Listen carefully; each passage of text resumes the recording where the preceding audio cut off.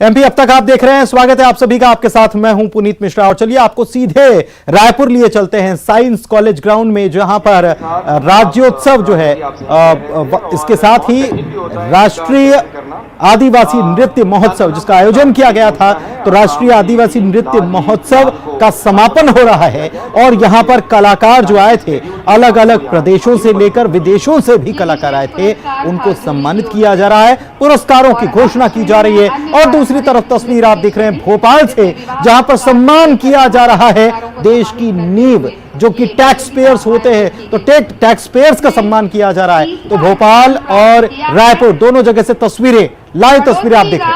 झारखंड में दमकच नृत्य और क्रमांक 5 झारखंड के ग्रुप लीडर और कलाकारों को हम आमंत्रित करते हैं।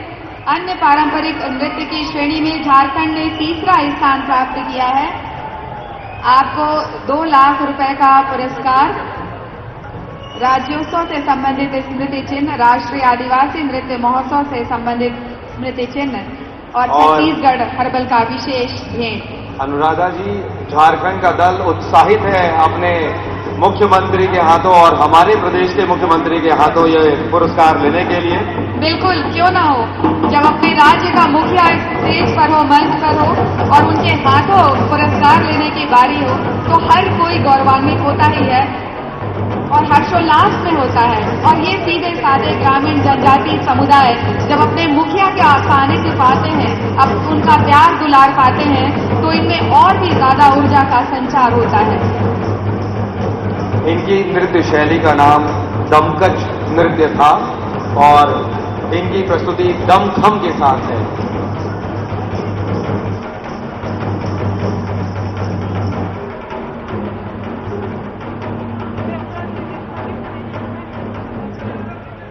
जोरदार तालियां हमारे पड़ोसी राज्य झारखंड के लिए।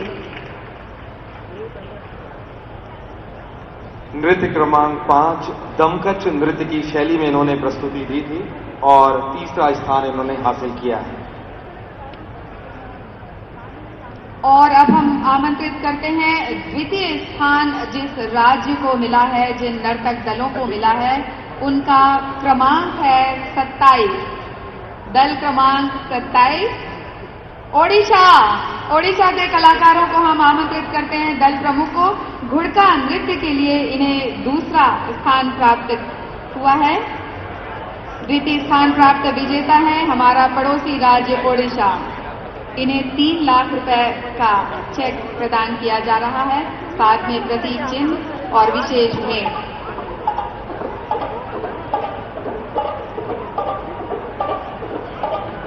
अपने पारंपरिक वाद्य यंत्रों के साथ पारंपरिक वेशभूषा में आदिम संस्कृति को बचाए हुए ये जनजाति समुदाय हमारे लिए प्रेरक हैं। जीवन में हर्ष, उल्लास, आनंद और उमंग, सभी विषम परिस्थितियों के साथ भी कैसे इसके बीच सामंजस्य बैठाया जा सकता है, इसका सीधा जीता जाका या ये सभी प्रेरणा स्रोत हैं हमारे लिए। गौरव, कितने हर्षोल्लास का ये समय है और गौरव का भी समय है। आप बाजू में हैं ही तो गौरव है ही, लेकिन छत्तीसगढ़ राज्य के लिए ये गौरवमयी पल है कि माननीय मुख्यमंत्री महोदय का जो सपना था राष्ट्रीय आदिवासी नृत्य महोत्सव के आयोजन का, वो सपना साकार हुआ और हम तीसरे साल के इस आयोजन में हम इस स्तर पर पहुंच चुके हैं कि हमारी जनता जनार्दन ने भी इस महोत्सव को पूरे दिल से स्वीकारा है, अपना सहयोग प्रदान किया है, अपना प्यार दिया है और बहुत ही उत्साह के साथ हमारे सारे छत्तीसगढ़ के नागरिक यहाँ पर तीनों दिन यहाँ पर उपस्थित रहे और विभिन्न राज्यों से आए हुए हमारे अतिथि गणों ने भी पूरी सहभागिता की यहाँ पे ऊर्जा के साथ।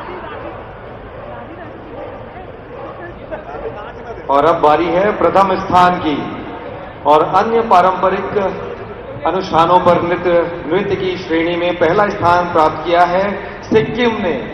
सिक्किम राज्य हमारे तमाम पूर्वोत्तर का। जोरदार तालियां बजनी चाहिए और अनवरत बजती रहनी चाहिए। इतनी हजारों की संख्या में हमारे सम्माननीय दर्शक यहाँ मौजूद हैं, तो तालियां भी उसी अंदाज में बजनी चाहिए।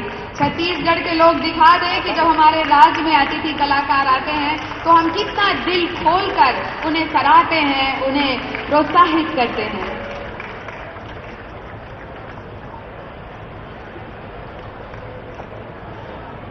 और इस नृत्य शैली का नाम है तमांग सेलो। उनके दल माननीय अतिथियों के हाथों अपना पुरस्कार लेते हुए।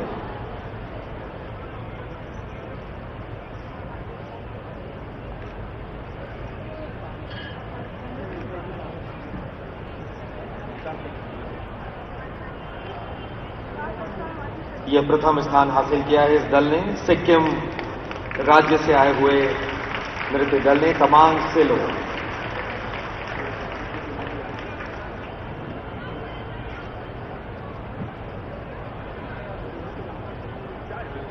और हम आपको बता दें कि इसी श्रेणी में जूरी मेंबर्स के द्वारा बहुत ही उत्कृष्ट प्रदर्शन के साथ ही एक सांत्वना पुरस्कार की भी घोषणा की गई थी, जो कि गुजरात की टीम को उन्हें सांत्वना पुरस्कार दिया जाता है। सिद्धि गोमा उनका नृत्य की शैली थी।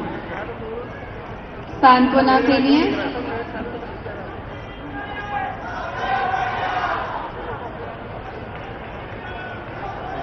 और कृषि से संबंधित जो श्रेणी है जिसमें सांत्वना पुरस्कार असम की हमने घोषणा की थी, उसकी टीम आ चुकी है। तो हम असम के कलाकारों को आमंत्रित करते हैं। इन्हें विशेष जूरी सांत्वना पुरस्कार प्रदान किया जा रहा है लाली लांग नृत्य के लिए।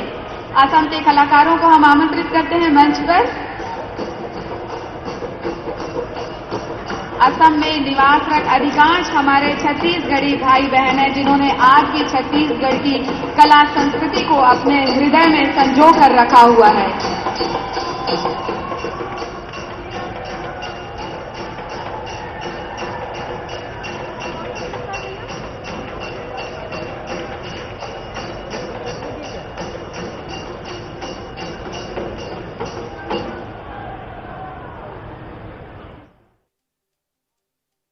प्रथम पुरस्कार EMIL mines and minerals resources limited Bhopal को मिल रहा है। नायरा एनर्जी लिमिटेड पूर्व में SR ऑयल्स लिमिटेड के नाम से जानी जाती थी। गुजरात में इनकी रिफाइनरी है, जो भारत की दूसरी सबसे बड़ी रिफाइनरी है। कंपनी द्वारा मध्य प्रदेश में GTA सर्विसेज के रिवर्स के तौर पर 21-22 में 1 करोड़ 7 लाख GST जमा कराया गया। 2021 में इन्हें द्वितीय पुरस्कार प्राप्त हो रहा है। Nayara energy limited Shri T Vasudevan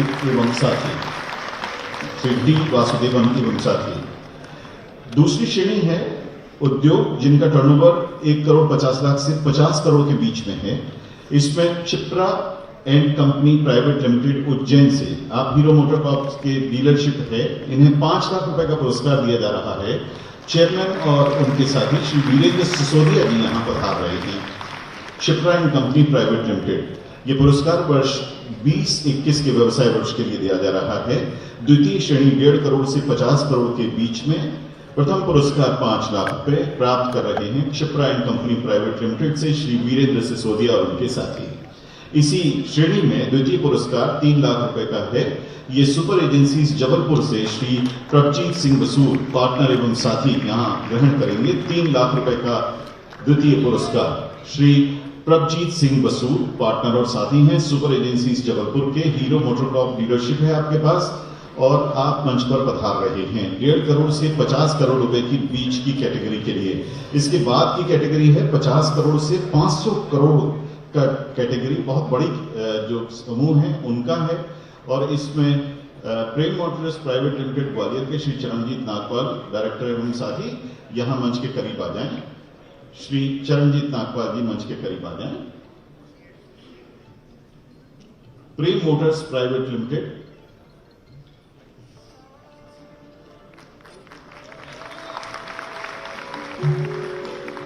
द्वितीय पुरस्कार सीएट लिमिटेड को दिया जा रहा है। इंदौर में सीएट, जैसा कि आप जानते हैं कि टायर ट्यूब के निर्माता हैं, विक्रय करने वाले हैं सीएट लिमिटेड।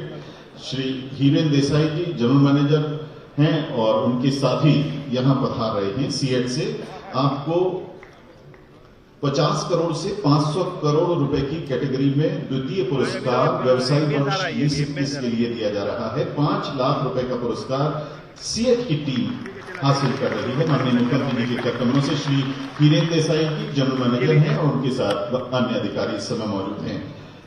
इसके बाद 500 करोड़ रुपए से अधिक का व्यवसाय करने वाली व्यावसायिक कंपनियां जो हैं, उनमें 10 लाख रुपए के प्रथम पुरस्कार के लिए VE commercial vehicles limited Pithampur के प्रतिनिधि यहां आएंगे। Shri Rajendra S Sachdeva, chief operating officer, और उनके साथी।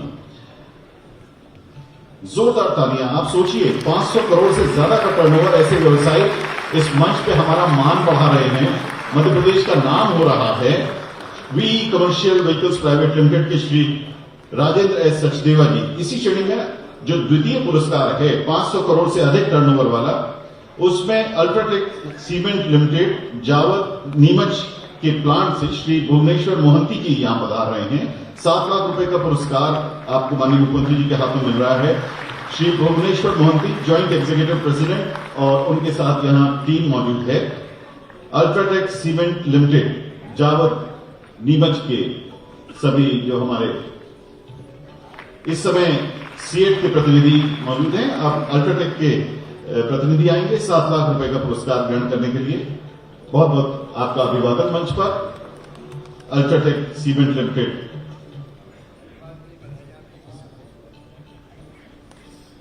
देवी सज्जनों, शासकीय विभाग और सार्वजनिक उपक्रम भी एक बहुत बड़ा जीएसटी कलेक्शन हमको देते हैं। इस श्रेणी में 3 लाख रुपए का पहला पुरस्कार पीएसयू लाइफ इंश्योरेंस कॉर्पोरेशन की तरफ से प्राप्त करने जा रहे हैं। Regional manager F&A Shrimati Kalashiv Ramakrishnan तथा senior divisional manager Shri Venkat Raman R. निगम अपने ध्येय वाक्य योगक्षेमम वहाम्यम, अर्थात आपका कल्याण हमारी जिम्मेदारी है, की सच्ची भावना से ग्राहकों को कल्याण के लिए स्वयं को पूर्णतः समर्पित करती है। 3 लाख रुपए का प्रथम पुरस्कार पीएसयू तथा सरकारी उपक्रम श्रेणी में एलआईसी को। द्वितीय मिनिस्ट्री ऑफ रेलवे जबलपुर से 2 लाख रुपए का पुरस्कार Shri AM Khan, deputy CAOG Western Railway Jabalpur. हम आपको बता दें कि पश्चिम मध्य रेल भारतीय रेल का पहला जोन है जिसने अपने पूरे 3012 रूट किलोमीटर पर 100% इलेक्ट्रिफिकेशन का काम पूरा कर लिया है। बहुत ही सराहनीय इस समय ऑपरेशंस हैं, और Shri AM Khan, deputy CAOG Western Railway Jabalpur ये पुरस्कार माननीय मुख्यमंत्री जी से ग्रहण कर रहे हैं। पुरस्कार वर्ष 2021-22 के लिए अब हम यहां अपने व्यवसायी सहयोगियों को बुलाकर उन्हें सम्मान दिलवाना चाहते हैं। माननीय मुख्यमंत्री जी से सम्मान ग्रहण करने के लिए प्रथम श्रेणी यानी 1.5 करोड़ रुपए से कम टर्नओवर में Chougule and company private limited Umaria से श्री आनंद प्रकाश राव और उनके साथी। आपको 1 लाख रुपए का प्रथम पुरस्कार दिया जा रहा है। शहडोल की शाहपुर कोल माइंस में सिंदूरी चुनिया में कोयल माइनिंग के कार्य में संलग्न है चौगले एंड कंपनी। इसके अलावा दक्षिणी राज्यों में भी आपका काम फैला हुआ है। आपको 1 लाख रुपए का प्रथम पुरस्कार मिल रहा है। इसी श्रेणी में 50,000 रुपए का द्वितीय पुरस्कार नायरा एनर्जी लिमिटेड को मिल रहा है, जिनको 2021 में भी पुरस्कार मिला था। द्वितीय नायरा एनर्जी, पूर्व में एसआर ऑयल लिमिटेड के नाम से। एक बार पुनः Shri T Vasudevan Texas head और उनके साथी यहां पे कर सलाहकार श्री आरएस गोयल आ रहे हैं इस पुरस्कार को ग्रहण करने के लिए। द्वितीय श्रेणी 5 लाख के प्रथम पुरस्कार के लिए, जिसमें टर्नओवर 1.5 करोड़ से 50 करोड़ तक होता है। इसमें जो विजेता हैं 5 लाख का पुरस्कार प्राप्त करने वाले, वो अक्षित ऑटो एजेंसी छिंदवाड़ा से आ रहे हैं। श्री अंशुल गोयल, प्रबंध संचालक एवं साथी। मध्य प्रदेश में अक्षित ऑटो एजेंसीज का एक बड़ा नाम है और उन्होंने सराहनीय अपनी सेवाओं के साथ जीएसटी कलेक्शन दिया है। श्री अंशुल गोयल, प्रबंध संचालक अक्षित ऑटो एजेंसीज छिंदवाड़ा। और इसी श्रेणी में 1.5 करोड़ से 50 करोड़ में 3 लाख रुपए का द्वितीय पुरस्कार SEG Automotive India Private Limited Pithampur से Shri GM Vaya Reddy, senior manager और साथी यहां इसको पुरस्कार को ग्रहण करने आ रहे हैं। SEG Automotive India Private Limited Pithampur electric ignition, dynamo, alternator आदि उपकरणों के निर्माण से संबद्ध कंपनी है। इस समय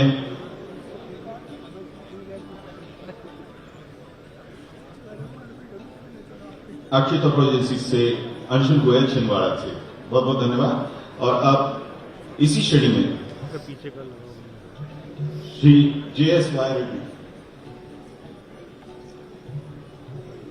50 करोड़ से 500 करोड़ के टर्नओवर के सेगमेंट में SEG Automotive India Private Limited Pithampur Shri GM Vaya Reddy, senior manager एवं साथी। 50 करोड़ रुपए से 500 करोड़ के टर्नओवर की तृतीय श्रेणी में 7 लाख रुपए के प्रथम पुरस्कार के लिए सीएट लिमिटेड इंदौर से senior regional manager Shri Deepak चहल तथा उनके साथी यहां मौजूद थे। सीएट आप जानते हैं टायर ट्यूब के निर्माण में संलग्न है। इससे पहले पिछले वर्ष के पुरस्कारों में भी सीएट के प्रतिनिधि ही यहां मौजूद थे और इसी श्रेणी में द्वितीय पुरस्कार 5 लाख रुपए के पुरस्कार के लिए जेके सीमेंट इंदौर से हम बुला रहे हैं। आप सभी जानते हैं कि जेके सीमेंट जो है वो व्हाइट सीमेंट के निर्माण में विश्व में अव्वल है और ग्रे सीमेंट में भी अग्रणी निर्माता के तौर पर इनकी प्रतिष्ठा है। और जेके सीमेंट के प्लांट का कल ही पन्ना में माननीय मुख्यमंत्री जी ने अपने करकमलों से लोकार्पण किया है। जेके सीमेंट इंदौर से Shri Kaushik Khan zonal head marketing और उनके साथी यहां मौजूद हैं। 5 लाख रुपए का पुरस्कार 50 करोड़ से 500 करोड़ रुपए की श्रेणी में, द्वितीय पुरस्कार 5 लाख रुपए का।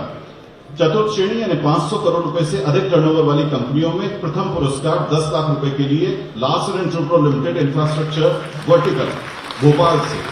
इसमें मुरली मोहन मूर्ति जनरल मैनेजर तथा उनके साथी यहां मंच पर पधार रहे हैं। आप सभी जानते हैं कि L&T भारतीय बहुराष्ट्रीय समूह कंपनी है। कंपनी की गिनती दुनिया के टॉप 5 कंस्ट्रक्शन कंपनियों में तो होती ही है। उसके अलावा बहुत सारे हैवी इक्विपमेंट्स भी L&T निर्माण करती है। L&T के हमारे रिप्रेजेंटेटिव श्री मुरली मोहन मूर्ति जी के नेतृत्व में यहां हैं। बहुत बहुत बधाई आपको।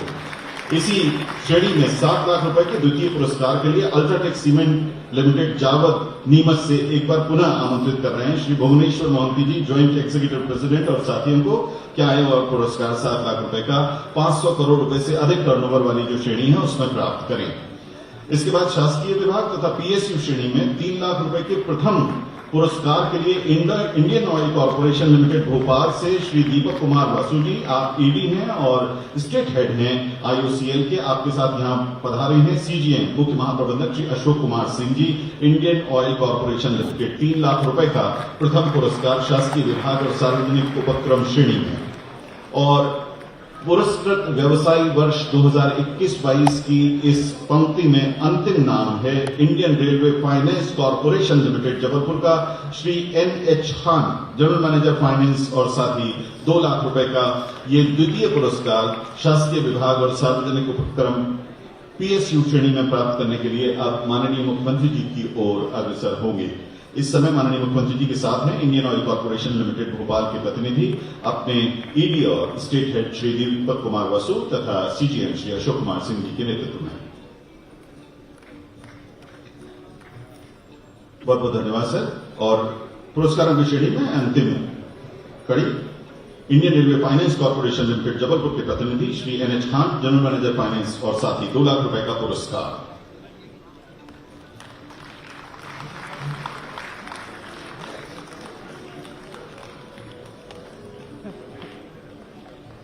अपने कार्यक्रमों से पुरस्कार प्रदान करने के लिए आपका बहुत बहुत धन्यवाद माननीय मुख्यमंत्री जी, माननीय मंत्री जी तथा माननीय मंच पर ससम्मानित स्थान ग्रहण करें। देवी सज्जनों, माननीय मंत्री वित्त, वाणिज्यिक कर, योजना, आर्थिक एवं सांख्यिकी मध्य प्रदेश माननीय श्री जगदीश देवड़ा जी से अब हम विनम्र आग्रह करेंगे कि आप अपना उद्बोधन करें।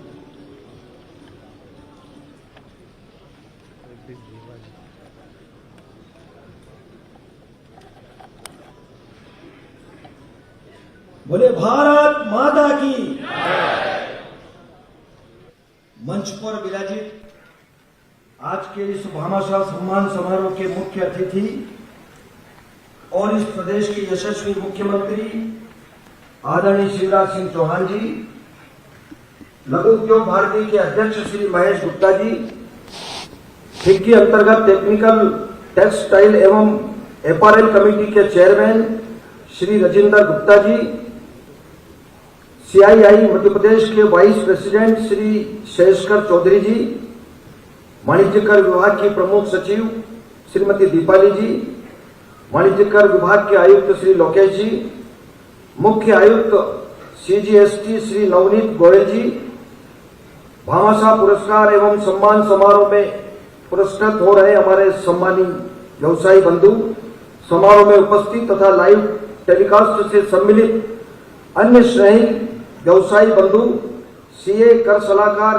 इलेक्ट्रॉनिक एवं प्रिंट मीडिया के साथी एवं मेरे प्यारे भाइयों बहनों, आज के इस कार्यक्रम में आपका स्वागत। आपका अभिनंदन। आज का यह भामाशाह पुरस्कार समारोह सिर्फ पुरस्कार न होकर वस्तुतः सम्मान समारोह है। यह सम्मान इस बात का प्रतीक है कि प्रत्येक के प्रदेश के करदाताओं द्वारा शासकीय कोष में ईमानदारी से जीएसटी जमा किए जाने की शासन सराहना करता है। आज इस सभागार में उपस्थित तथा लाइव टेलीकास्ट से जुड़े हमारे व्यवसायी भाई, मैं आपको यह कहना चाहता हूं कि आप सिर्फ करदाता नहीं बल्कि प्रदेश के विकास में सक्रिय भागीदारी भी है। हमें गर्व है कि जीएसटी करदाता के रूप में आप प्रदेश के राजस्व में सबसे अधिक योगदान देते हैं। हमारा विभाग आपकी समस्याओं का निराकरण करने एवं स्वच्छ कर प्रशासन देने हेतु कटिबद्ध है। व्यवसाय एवं उद्योग को सुविधा देने के लिए हमने विभाग में कई कदम उठाए हैं। वेट एवं प्रोफेशन टैक्स में एक दिन में पंजीयन प्रदाय की व्यवस्था की है। वेट अधिनियम में 75 एवं 76 की रिपोर्ट करदाताओं को उपलब्ध कराई है। 10 करोड़ रुपए से अधिक टर्नओवर वाले व्यवसायियों के लिए अलग से निर्धारित ऑडिट रिपोर्ट की आवश्यकता को समाप्त किया है। वेट अधिनियम अंतर्गत सजा के प्रावधानों को हटाकर उसके स्थान पर विभागीय अधिकारियों द्वारा केवल पेनाल्टी लगाए जाने का प्रावधान किया है। हम जानते हैं कि आपके बीच विभाग की छवि को सुधारना भी हमारा कर्तव्य है। पारदर्शी एवं स्वच्छ कर प्रशासन देने के लिए हमने कई कदम उठाए हैं। कर वसूली हेतु हम पुराने तरीकों को छोड़कर आधुनिक तकनीक के उपयोग की ओर बढ़ रहे हैं। इससे हम ईमानदार करदाताओं को संरक्षण दे रहे हैं। साथ ही जो लोग टैक्स चोरी कर रहे हैं उन्हें प्रभावी रूप से चिन्हित कर कार्रवाई कर रहे हैं। मुझे खुशी है कि विभाग के इन प्रयासों से इस वर्ष केवल 6 माह में हमने 400 करोड़ रुपए का अतिरिक्त राजस्व प्राप्त किया है। प्रदेश में अग्रणी करदाताओं को सम्मान देने तथा उनके योगदान की सराहना के लिए हमारे माननीय मुख्यमंत्री शिवराज सिंह जी चौहान द्वारा ही वर्ष 2008 से भामाशाह सम्मान शुरू किया गया। पूर्व में हम केवल 3 बड़े करदाताओं को पुरस्कार देते थे। अब 5 अलग अलग श्रेणियों में कुल 10 बड़े करदाताओं को यह पुरस्कार दिया जा रहा है। मुझे माननीय मुख्यमंत्री जी को यह बताते हुए खुशी हो रही है कि इस पुरस्कार से हम छोटे, मध्यम तथा बड़े तीनों प्रकार के करदाताओं को सम्मानित कर रहे हैं। माननीय मुख्यमंत्री जी की उपस्थिति न सिर्फ इस कार्यक्रम को गरिमामय बना रही है, अपितु इस बात का प्रमाण भी है कि प्रदेश सरकार यह मानती है कि हमारे करदाताओं में से प्रत्येक के योगदान के बिना इस प्रदेश का विकास असंभव है। यह आपकी मेहनत का ही परिणाम है कि पिछले वर्ष प्रदेश में जीएसटी से हमें 22,000 करोड़ से अधिक राजस्व प्राप्त हुआ है तथा इस वर्ष भी हमारी प्रगति लक्ष्य से अधिक चल रही है। मेरे व्यवसायी भाई इस बात से वाकिफ हैं कि जीएसटी कर प्रणाली अभी परिवर्तन के दौर से गुजर रही है। अतः इस कर प्रणाली के संबंध में आपके सुझावों का सदैव स्वागत है। मैं आशा करता हूं कि पूर्व के समान आगे भी आप अपने बहुमूल्य सुझाव देते रहेंगे, जिन्हें हम जीएसटी काउंसिल तथा केंद्र शासन तक पहुंचाते रहेंगे। समाज के सभी वर्गों को साथ लेकर चलने की चिंता, किसी की भी भूमिका को कम न आंकने की तासीर और परिवार के मुखिया की तरह सभी की समस्याओं को समझने और दूर करने के उनके इसी स्वभाव को देखते हुए मैं माननीय मुख्यमंत्री जी के लिए कवि अग्निवेश शुक्ल की ये 4 पंक्तियां समर्पित करता हूं। इस धरा के हर अंधेरे को मिटाकर सूर्य का पर्याय बनना चाहता हूं। आदमी के सूर्य के इतिहास का मैं श्रेष्ठतम अध्याय बनना चाहता हूं। अंत में मैं अपने करदाता बंधुओं से पुनः आग्रह करता हूं कि हमेशा इस तरह वे अपने करों का भुगतान समय पर तथा ईमानदारी से करते रहें तथा प्रदेश के विकास में अपनी भागीदारी बनाए रखें तथा माननीय मुख्यमंत्री जी के मध्य प्रदेश को भारत का अग्रणी राज्य बनाने की संकल्पना को साकार करेंगे। जय हिंद, जय भारत, जय मध्य प्रदेश। जोरदार एक बार हमारे माननीय यशस्वी मुख्यमंत्री जी के लिए ताली बजा करके जोरदार स्वागत करें। बहुत बहुत धन्यवाद। बहुत बहुत धन्यवाद माननीय मंत्री महोदय। आदरणीय देवी सज्जनों, माननीय मुख्यमंत्री जी के निजी प्रयासों से भामाशाह पुरस्कार की शुरुआत मध्य प्रदेश में हुई थी। वो दिन जब थे तब माननीय मुख्यमंत्री जी ने आह्वान किया था कि आइए इस मध्य प्रदेश को स्वर्ण मध्य प्रदेश बनाएं। दिन बहुत नहीं बीते हैं, लेकिन आज मध्य प्रदेश अग्रणी प्रदेशों की श्रेणी में अगले पायदान पर खड़ा नजर आता है। आपने ये किया है, आपके प्रयासों से ये संभव हुआ है, माननीय मुख्यमंत्री जी के मार्गदर्शन और नेतृत्व से ये संभव हुआ है। समय है आपके और मुख्यमंत्री के बीच से हट जाने का। बहुत आदर के साथ आमंत्रित है माननीय मुख्यमंत्री जी, जोरदार तालियों से आइए स्वागत करिए। अब पूरा देश मध्य प्रदेश आना चाहता है। देश के मध्य में है मध्य प्रदेश, इसलिए मध्य के बिना काम चल ही नहीं सकता। मेरे साथ इस गरिमामयी कार्यक्रम में उपस्थित प्रदेश के कर्मठ और यशस्वी वित्त मंत्री आदरणीय श्री जगदीश देवड़ा जी, ताली और ठीक ठाक हो जाए।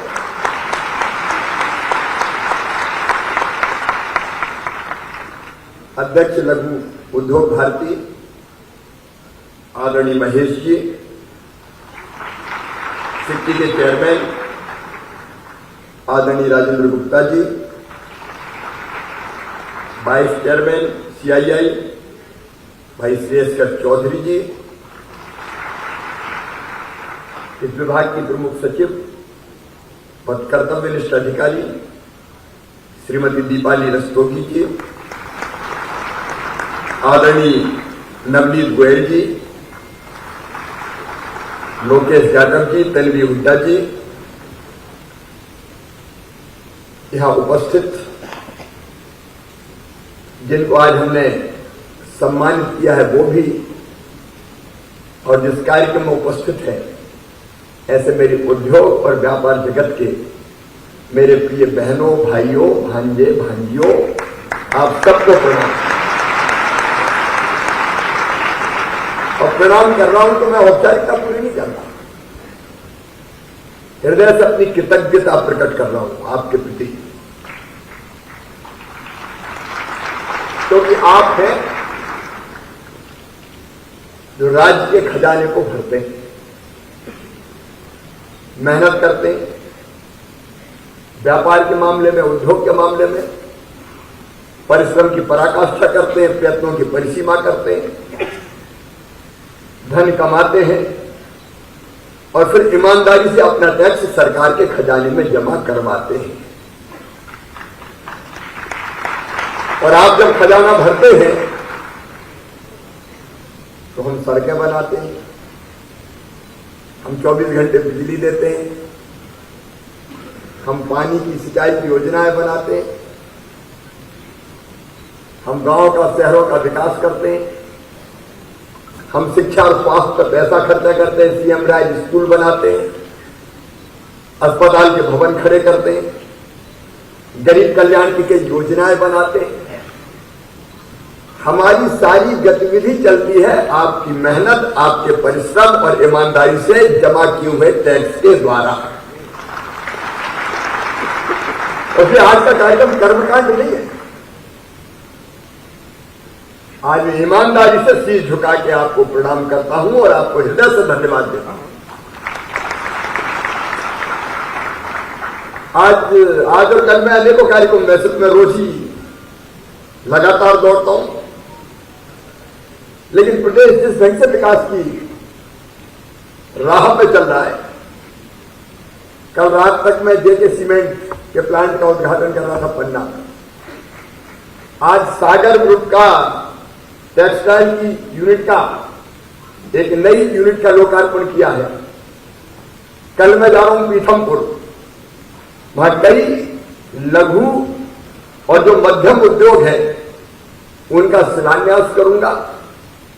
और बीच में मैं खालवा में गरीबों का कार्यक्रम करके आया, क्योंकि आप जो कर रहे हो उसमें से पैसे निकाल के गरीबों को कहते हैं राशन भी ले लो, मकान भी ले लो, बच्चों की शिक्षा भी फ्री, चिंता मत करो, मामा है, और मामा जब कहता है छाती ठोक के मामा है तो आपकी लंबी क्या है। और इसलिए ये कार्यक्रम आज का है आपके योगदान को प्रणाम करने का कार्यक्रम। और भामा साहा के नाम पर हम करते हैं। भामा साहा एक व्यक्ति का नाम नहीं है। राणा प्रताप को अपनी मातृभूमि की रक्षा के लिए जीवन भर की कमाई उन्होंने महाराणा प्रताप को समर्पित कर दी थी। क्या चिंता मत करो, फिर से फौजें खड़ी करो, मेवाड़ के स्वाभिमान की लड़ाई लड़ो। लेकिन भामा साहा केवल एक व्यक्ति नहीं है। भामा साहा हमारे जीवन मूल्य है, हमारी परंपराएं हैं, हमारे उच्च आदर्श हैं। हम कमाएंगे तो केवल अपने लिए नहीं कमाएंगे, उसमें देश का, समाज का और वो जो गरीब है उनके कल्याण का हिस्सा भी शामिल है। मेरे प्रिय मित्रों, जिंदगी सचमुच में अद्भुत है। विकास की कल्पना करते करते मनुष्य कहां से कहां पहुंच गया। पहले मैं थोड़े से संतुष्ट था, जंगलों में आनंद लेता था, लेकिन फिर कल्पना करी कि व्यवस्थित जीवन जिए। अब उसकी ज्यादा व्याख्या नहीं कर रहा, लेकिन थोड़ा सा सोचें जरा, व्यापार और उद्योग से हटकर भी सोचें कि जिंदगी क्या है और आदमी जीवन में चाहता क्या है। अब हम लोग राजनीतिक क्षेत्र में दिनों रात दौड़ते रहते हैं। कई बार जब आमने सामने होते हैं तो हम कहते हैं मैं अच्छा और तू बुरा। एक दौड़ सी चल रही है। आप भी दिनों रात मेहनत करते हैं, सवेरे से निकल गए तो शाम तक मेहनत परिश्रम और खड़ा करूं और विस्तार करूं। लेकिन हम ये सब करते क्यों हैं? सिद्धांत अगर देखें, इसके मूल में जाए तो सारी कवायद हम इसलिए करते हैं कि हम सुखी रहना चाहते हैं। मनुष्य दो चीजें चाहता है हरदम। ये मेरा प्रिय सैद्धांतिक विषय भी, इसलिए कई बार इसका उल्लेख करता हूं। एक, हम खूब जीना चाहते हैं, कोई कभी मरना नहीं चाहता। अगर 100 साल की उम्र भी हो जाए और हम दूध लेने आए तो दादाजी कहते हैं महाराज कुछ दिन और रुक जाओ, मेरे नाती बंटी की शादी होगी, अब संती की और होना वो तो देख लेंगे। मरना नहीं चाहते। लेकिन एक चीज और है, हम जीना तो चाहते हैं लेकिन दुखी होकर कोई नहीं जीना चाहता। हम सब सुखी जीवन चाहते हैं। और वो सुखी जीवन क्या है? पूरी कमाई इसी के लिए। उसकी अलग अलग विचारधाराएं, अलग अलग सोच, उनके विस्तार में नहीं जाऊंगा। लेकिन सामान्य तौर पर हम देखें तो प्रारंभिक रूप से हम कौन है? शरीर है, 3.5 हाथ के हाथ के पुतले। और हमें क्या चाहिए? हमें रोटी चाहिए, तो रोटी के लिए दौड़ते रहते हैं, मजदूर से लेकर मालिक तक सब। रोटी, कपड़ा, मकान, पढ़ाई, दवाई और रोजगार को, उसके लिए रोजगार का इंतजाम। इसलिए हम दौड़ते रहते हैं। हालांकि पश्चिम की कल्पना और भारत की कल्पना में अंतर है। पश्चिम ने यही माना, पश्चिम मतलब मैं यूरोप कह लीजिए, अमेरिका कह लीजिए, ये कहा कि भाई मनुष्य शरीर है, अगर शरीर की जरूरत पूरी कर दी तो मनुष्य आनंदित रहेगा, प्रसन्न रहेगा।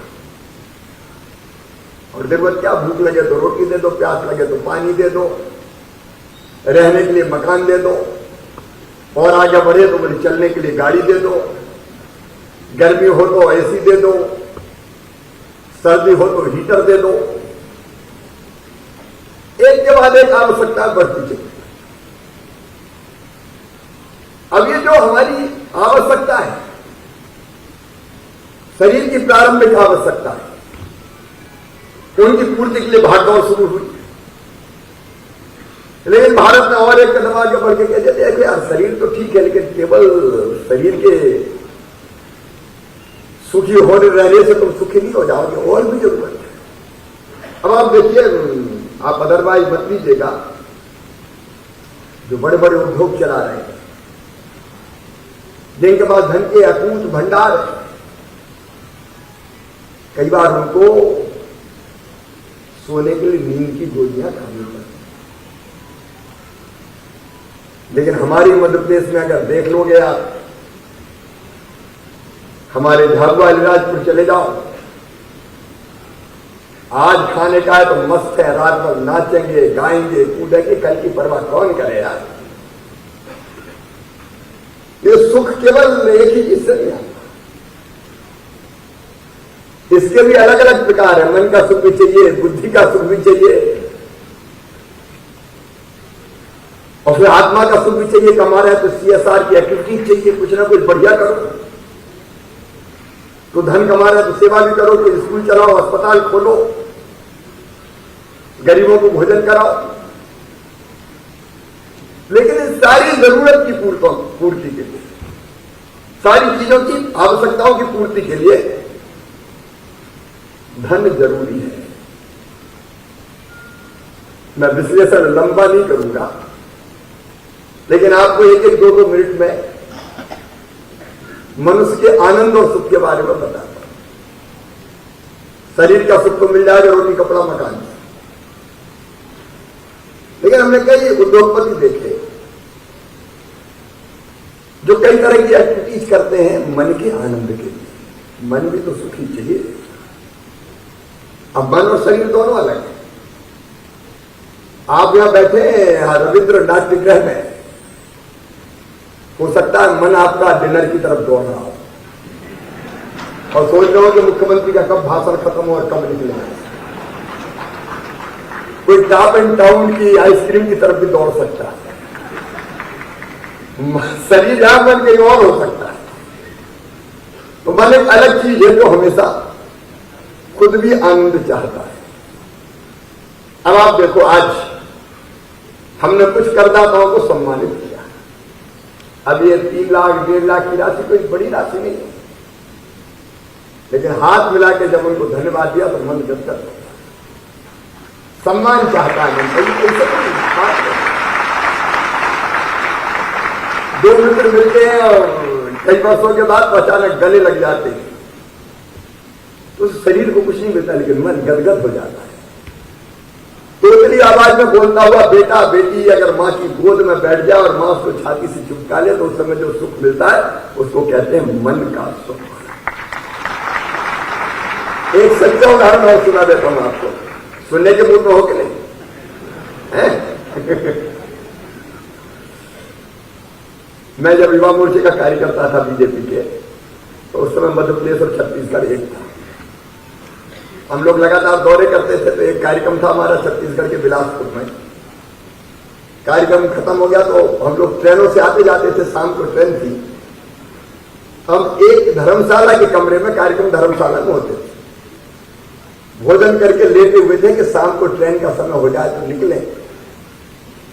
लेकिन हमारे कुछ उत्साही कार्यकर्ता एक बुजुर्ग सज्जन को लेकर मेरे पास आए और कहा, भाई साहब आपके भाषण से बड़े प्रसन्न हैं और आपसे चर्चा करना चाहते हैं।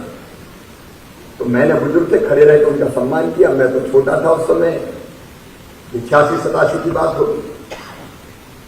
तो मैंने कहा बैठिए। तो उन्हें कहना शुरू किया कि बेटा देश की हालत बड़ी खराब है। मैंने कहा आप बात तो सही कह रहे हैं। बोले बेटा खराब हालत देख के मैं बहुत दुखी हूं। मैंने कहा व्यथित तो मैं भी बहुत। तो उनका बेटा उसी व्यथा से व्यथित होकर मैंने कुछ पंक्तियां लिखी है और वो पंक्तियां मैं तुम्हें सुनाना चाहता हूं। मैंने मन में सोचा मर गए शिवराज, ये तो कवि है, और कविता सुनने का मेरा मूड बिल्कुल नहीं था। तो मेरे एक अध्यक्ष हुआ करते थे, अभी भी हैं, विजेंद्र जी। मैंने उनकी, जगदीश जी जानते हैं उनको, गोम सिंह। मैंने उनकी तरफ उंगली उठाई, उनकी अध्यक्ष इनको सुनाओ तो कुछ फायदा होगा। तो वो तो उठे भी नहीं, लेते कहा शिवराज अच्छा करता नहीं, इसी को सुनाओ। अब उन्हें कविता सुनाना शुरू किया। अब कोई कविता सुनाए तो सामान्य शिष्टाचार के नाते आपको कहना पड़ता, वाह क्या शब्द है, क्या भाव है? तो हम भी औपचारिक करने वाले थे, बाबा क्या सब क्या भाव है? उनका उत्साह और बढ़ गया, कविता और लंबी हो गई। अब मेरे पास पानी का गिलास रखा था, मैंने कहा करूं क्या, एक एक घूंट पानी पी के कहूं बाबा। अब ये कहते कहते मेरी नजर मिल गई विजेंद्र सिंह जी से, वो मुझे फंसा हुआ जान के मुस्कुरा रहे थे। उनको मुस्कुराते हुए देख के मुझे भी हंसी आ गई और मेरे मुंह का पूरा पानी कभी भर के मुंह पे चला गया। मुझे धक्का लग गया, आंख में पानी, नाक में पानी, जैसे जैसे सामान्य हुआ। और मैंने कहा करूं क्या, ये कहेंगे कैसा बदतमीज आदमी है। मैंने कहा करूं क्या, कुछ समझ में नहीं आया। मैंने दोनों घुटने उनके सामने टेक के और हाथ जोड़ के मैंने उनसे कहा कि माफ कर दें, मुझसे बड़ी गलती होगी। तो उनका कोई बात नहीं बेटा, तुम तो अगली पंक्तियां सुनो।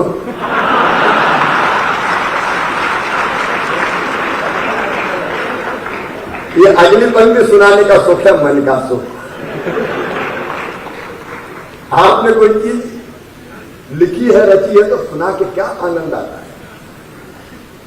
तो मनुष्य की आनंद की चित्र ये खेल से मिल सकता है, चित्रकार को चित्र बना के मिल सकता है अलग अलग।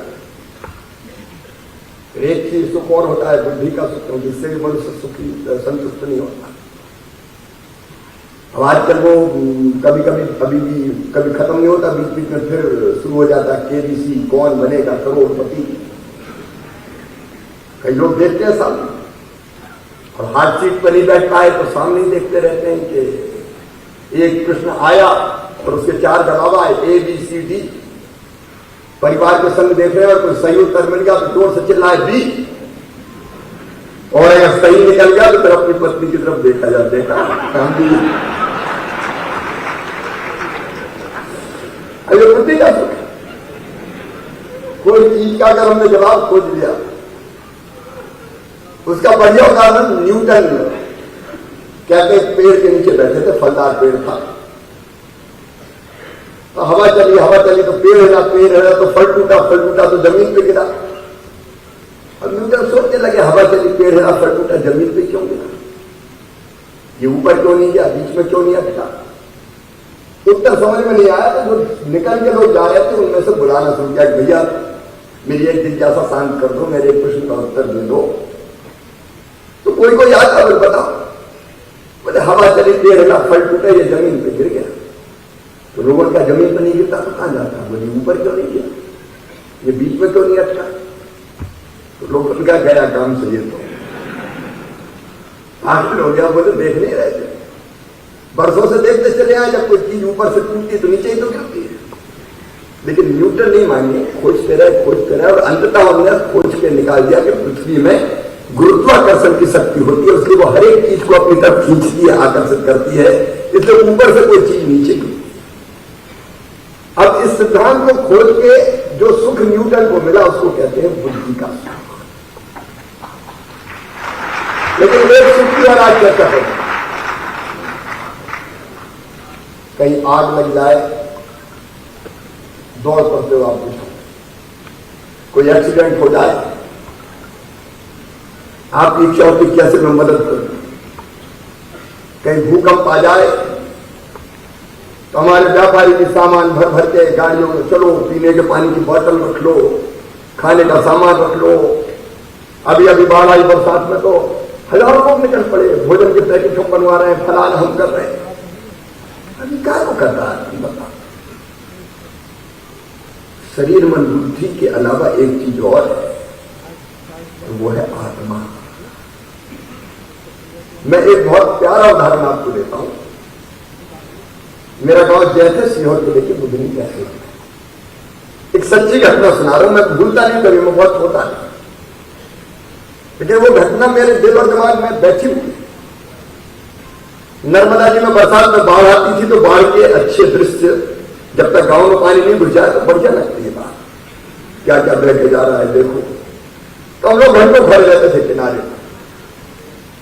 शाम का समय था, नर्मदा जी उफान पर थी, किनारे थोड़े बचे थे। अचानक देखते देखते एक बच्ची आगे चली गई, पांव फिसला और नर्मदा जी में गिर गई। अब चिल्लाए तो सबके बचाओ बचाओ बचाओ, लेकिन हिम्मत कोई नहीं हुई।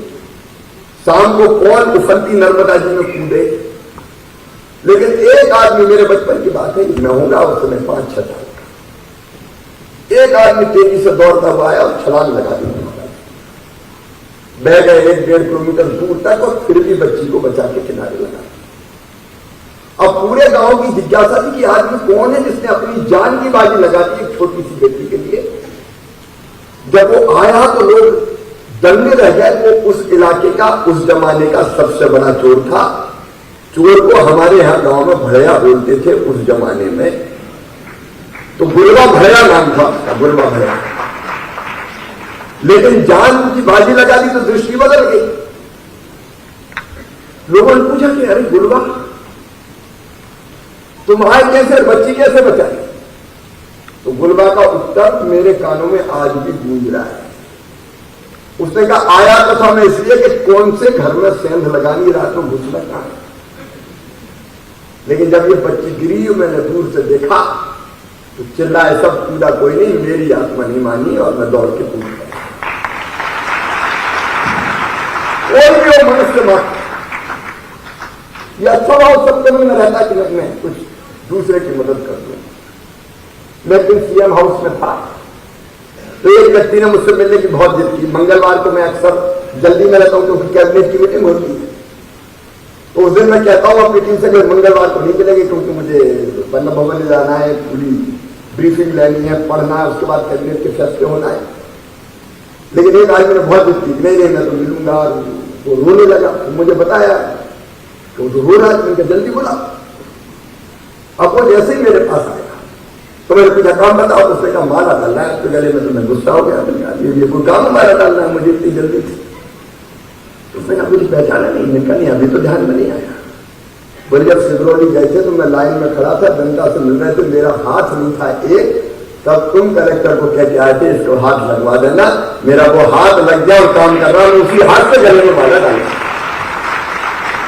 अब मेरे भी आंसू आ गया। अब खुद सोच के देखो, जब ऐसा काम आपसे होता तो अंदर से कितना आनंद आता है। यह आत्मा का सुख, शरीर मन बुद्धि और आत्मा चार का समुच्चय मनुष्य, चारों का सुख चाहिए। इसलिए अपने यहां व्यवस्था बनाई गई है धर्म, अर्थ, काम और मोक्ष की। कामनाएं विभिन्न कामनाएं, भूख प्यास, बाकी चीजें, पढ़ाई लिखाई, दवाई, तो पिक्चर देखना है, बाकी चीजें करना है, ये काम प्रसाद ये करना चाहिए अलग। लेकिन इन सबके लिए क्या चाहिए? अर्थ चाहिए। बिना अर्थ से काम नहीं चलता। और जो हमारे देश में अर्थ की महत्ता है, ये जितनी भी चीजें पूरी करनी, यहां तक कि कई बार मन का सुख भी और बुद्धि का सुख भी। अब बुद्धि का सुख स्टार्टअप भी तो बुद्धि का ही सुख है। कोई चीज हम नहीं बना रहे लेकिन उसके लिए भी चाहिए। और इससे भारतीय संस्कृति में यह कहा गया है कि अर्थ के बिना दुनिया नहीं चलती। धन कमाओ, अर्थ कमाओ। और उस समय तो भीष्म पितामह ने, आपको याद होगा जब द्रौपदी ने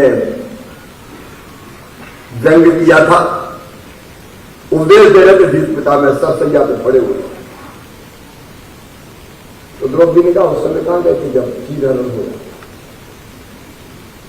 तो भीष्म पितामह बोले पुरुष अर्थ का दास है। मैं दुर्योधन का अन्न मैंने खाया था, उसी का बना हुआ रक्त मेरे शरीर में दौड़ रहा था। अब वो रक्त निकल गया अर्जुन के बाणों से, इसलिए मैं ज्ञान की बात करता हूं।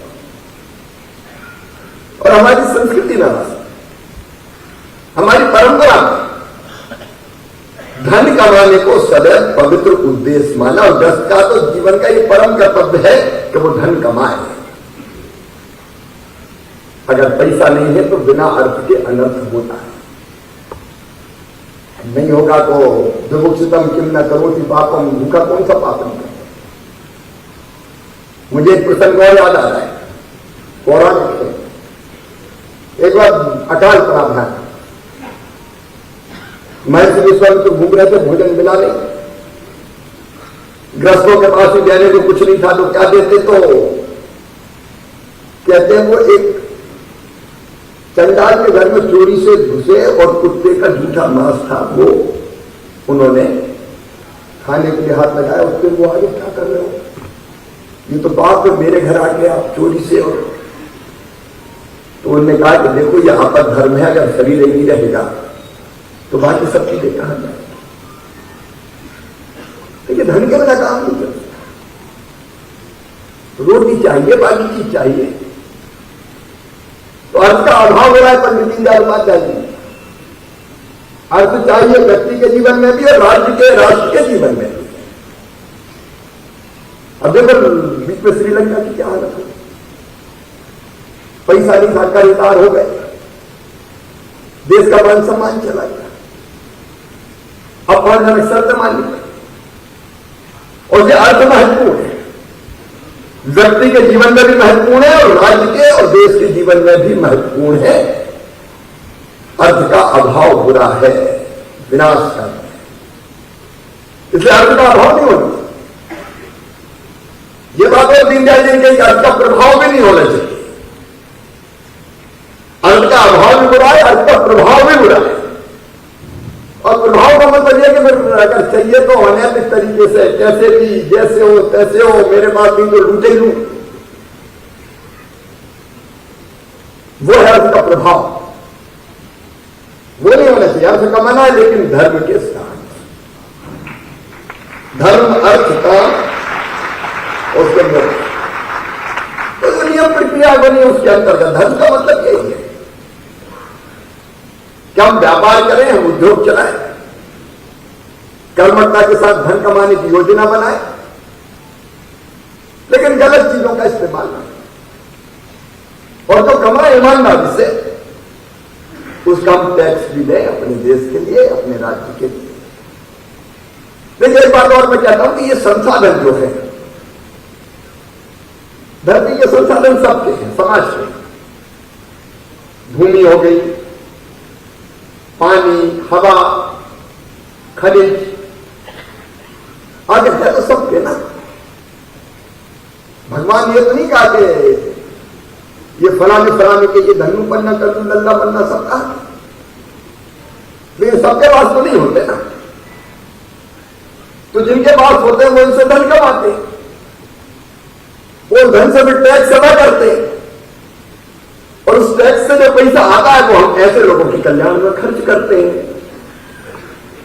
तो मामला बराबर हो जाता है। कई बार कोई सोचा होगा ये मकान काय को बनवा रहे हैं गरीबों को, इसकी बनवा रहे हैं, संसाधन उसका भी है। भैया तुम कमा रहे हो, तुम पैसा दो, तुम्हारे पास खदान है, तुम्हारे पास दूसरी समाज, तुम्हारे पास मशीन है, तुम्हारे पास साधन है, तुम कमाओ, उसमें से टैक्स दो, तो इनका भी घर हम बनवाते हैं, इनको भी रोटी मिल जाएगा।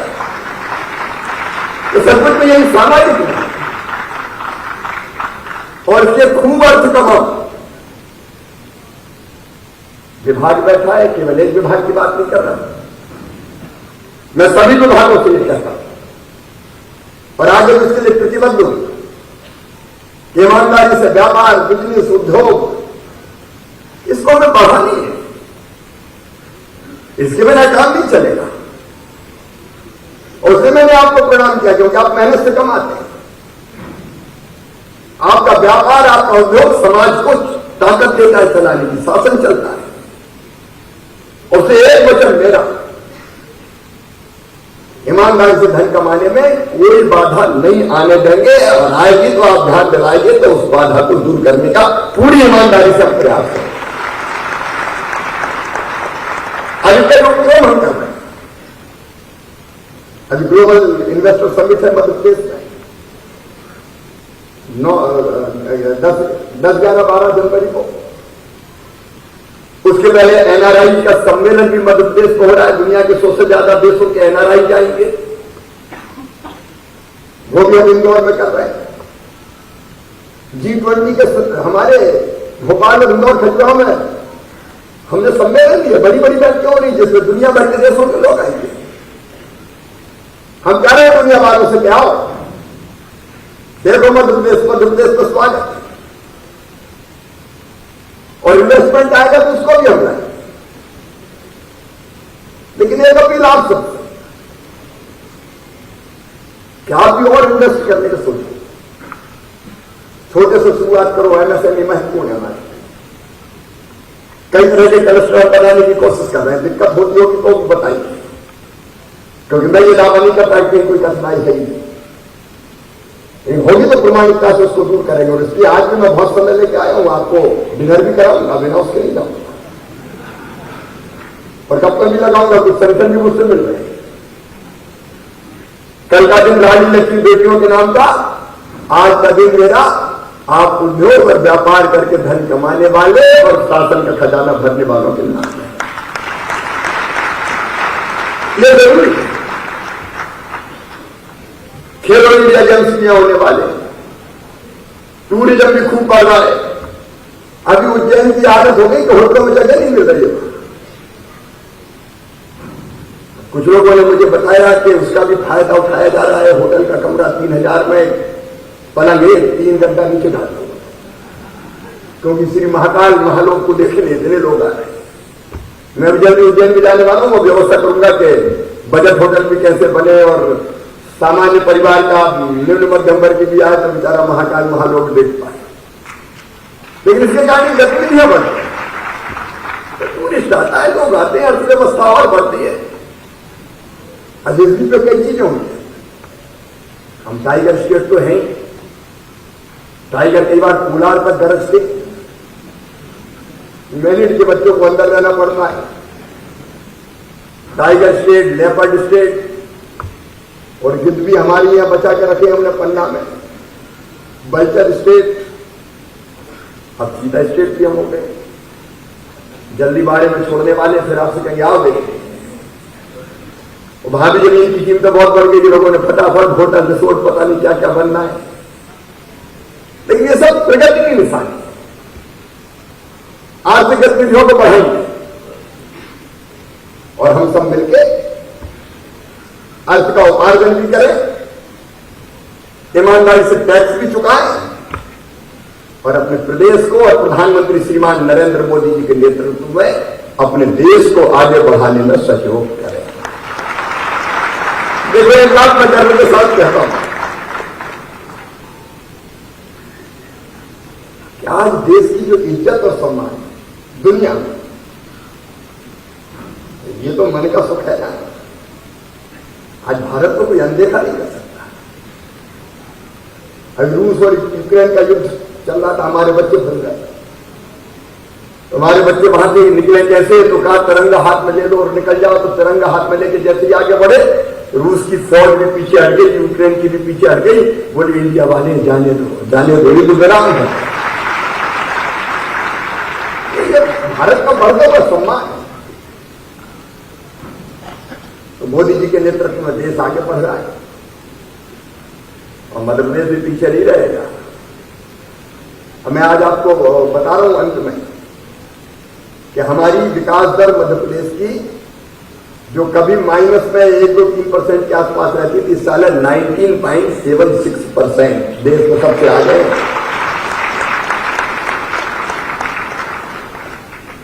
Per capita income Madhya Pradesh की जो 2003 तक हुआ करती थी 13,000, अभी के आंकड़े आए 1,47,000 रुपया हो गई है। ये बढ़ती जा रही है। भारत की जीएसडीपी में हमारा योगदान पहले 3.6% होता था, अब 4.6% हो गया है। और जब हमने सरकार संभाली तो मध्य प्रदेश का बजट हुआ करता था 23,000 करोड़ रुपया। इस साल हमारा बजट है 2,79,000 करोड़ रुपया। और अभी हम बता दें कि हम पूरे लक्ष्य प्राप्त करते जा रहे हैं, थोड़ा बहुत और ऊपर ही जाएंगे, नीचे नहीं जाने वाले हो आपके कारण, इसलिए तो आपको प्रणाम करने आया। तो प्रदेश में विकास और प्रगति की नई राह तय कर रहा है। अपना प्रदेश स्वच्छतम प्रदेश है। इंदौर ने छक्का मारा तो भोपाल भी स्वच्छतम राजधानी है। कई पैमानों पर हम नंबर 1 है। लेकिन इसमें आपके योगदान को मैं भूलूंगा नहीं। और आपसे फिर अंत में ये अपनी अपील करूंगा, खूब मेहनत करें, धन कमाएं। धन कमाना भी देश की सेवा है। और कमाल में ढंग का ईमानदारी से टैक्स है, तो इससे बड़ी सेवा और कोई हो ही नहीं सकती। वैसे ही भगवान स्वर्ग के दरवाजे खोल देगा। तो उसी से हम लोगों की सेवा के काम करेंगे, नहीं हम कहां से कर लेंगे। इसलिए सारे टैक्स पेयर्स को जो यहां नहीं भी आ पाए, आज खुले हृदय से मैं रविंद्र भवन से उनका अभिनंदन करता हूं, उनको प्रणाम करता हूं। आइए मिलकर एक नया मध्य प्रदेश कर दें, एक वैभवशाली, गौरवशाली, संपन्न और समृद्ध मध्य प्रदेश, एक विकसित मध्य प्रदेश और एक आत्मनिर्भर मध्य प्रदेश। आपके सहयोग से उसको हम बना के ही रहेंगे। मैं विभाग को इस अच्छे कार्यक्रम के आयोजन के लिए बहुत बधाई देता हूं। और मैंने ये और कहा कि जो छोटे टैक्स पेयर है उनकी एक श्रेणी और बना। देखो, गिलहरी का योगदान भी कम नहीं है। अगर शरीर में रेत का एक कर लगा के भी वो सेतुबंध रामेश्वर में डाल रही है, तो भगवान राम ने उसको भी हाथ में उठा के हाथ फेरा था कि तेरा योगदान सबसे बड़ा योगदान है। तो जो छोटे छोटे टैक्स पेयर उनके लिए एक श्रेणी और बनाओ, उनको भी हम बुलाकर सम्मानित करें, पुरस्कृत करें कि आप भी योगदान दे रहे हैं, आपका योगदान भी महत्वपूर्ण है। बहुत बहुत धन्यवाद। एक वैसे व्यवस्था आपने ठीक की होगी, संख्या बड़ी है, भोजन की सबकी ठीक से व्यवस्था है। हाँ, तो डिनर करके जाएंगे और हम भी आपके साथ करेंगे। बहुत बहुत धन्यवाद। बहुत बहुत धन्यवाद माननीय मुख्यमंत्री जी। आदरणीय देवी सज्जनों, माननीय मुख्यमंत्री जी तथा आपके प्रति आभार व्यक्त करने के लिए आदर के साथ आमंत्रित हैं श्रीमती तन्वी हुड्डा, अपर आयुक्त वाणिज्यिक कर विभाग मध्य प्रदेश। आज के इस भामाशाह सम्मान समारोह में विभाग की ओर से प्रथमतः मंत्री करें